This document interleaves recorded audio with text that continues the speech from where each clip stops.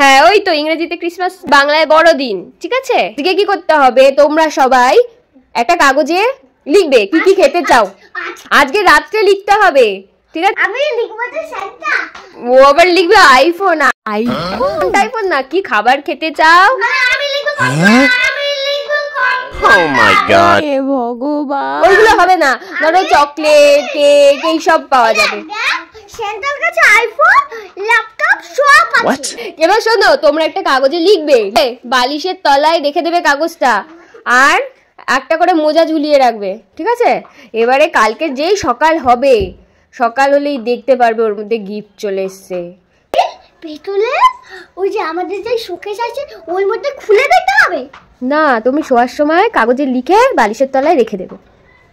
আর শান্তা এ দিদি, ওই কখনো তো ওই মোজা না লিখে শান্তা কি দিয়ে চলে যায়। শান্ত মোজা না রাখলেও গিফট দিয়ে যায়? হ্যাঁ। তুমি পেয়েছো গিফট? হ্যাঁ, আগের বার পেয়েছিলে? হ্যাঁ। তাহলে তো শান্তাটা খুব ভালো। আমরা যখন উঠি শান্তাকে বলি যে এই খাতায় লিখে আমার আর তোমার একটা ছবি দিতে। তাই বলবে শান্তাকে? হ্যাঁ। আমার আর তোমার ছবি দিতে? হ্যাঁ। ইরে বাবা, কেন? শান্তা দিয়ে যায়। তাই? তাহলে দিয়ে আমার খুশি হচ্ছে। ঠিক আছে, ঠিক আছে, ঠিক আছে। এবার দিদি, হ্যাঁ, তুমি ওইখানে থাকলে তোমাকে দেখা যাবে না। বলো বলো বলো।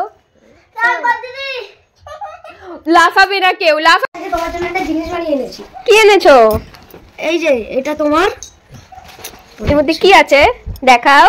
এর ভেতরে আছে পেঁয়াজ, গাজর আর দেখো কি কাণ্ড, ও ছোটবেলা থেকেই রান্না করতে পারে।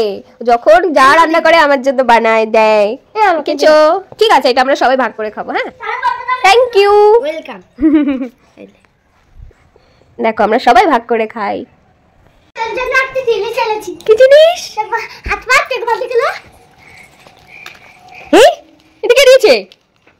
এটা কোথায় পেয়েছে? এনেছি। Thank you. তুমি কত, ওই যে আরেকজন জল এনেছে। ওরে বাপ রে বাপ, thank you thank you thank you. খোলো, তুমি খোলো, আমরা খাই সবাই। এবার তো বুঝতে পারছো ওরা আমাকে কত ভালোবাসে। তাই ওদের জন্য আমিও একটা ছোট্ট সারপ্রাইজ প্ল্যান করি প্রত্যেক 25th-এ।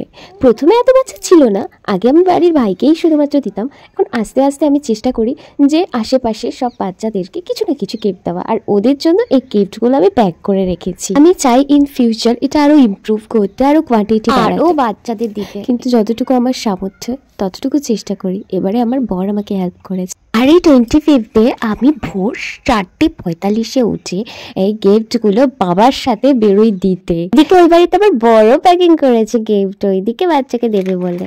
আমাদের ক্রিসমাসের গল্প কেমন লাগলো তোমরা জানিও, আর এই ভিডিওটি ভালো লাগলে লাইক করে দিও, আমার চ্যানেলটি সাবস্ক্রাইব করে দিও। সবাইকে মেরি ক্রিসমাস।